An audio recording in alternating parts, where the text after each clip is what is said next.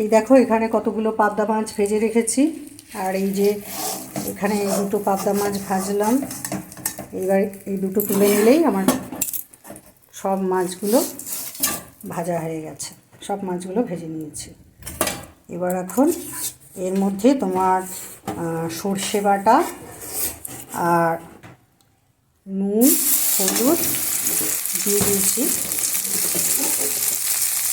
কাঁচা লঙ্কা বাটা, সর্ষে বাটা, নুন হলুদ দিয়ে নাড়াচাড়া করছি। যে ঢাকাটা নামিয়েছি, যে ফুটছে,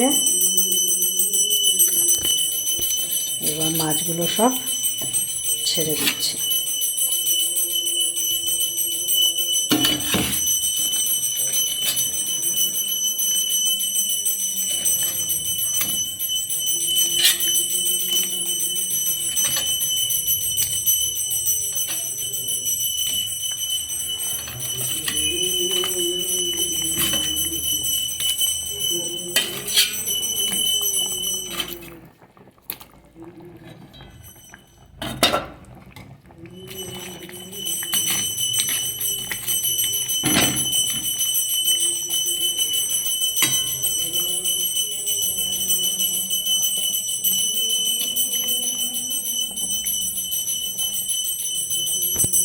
দেখো কালারটা কি সুন্দর এসছে, গোল্ডেন কালারের মতো, গোল্ডেন আর গ্রিন মেশানো।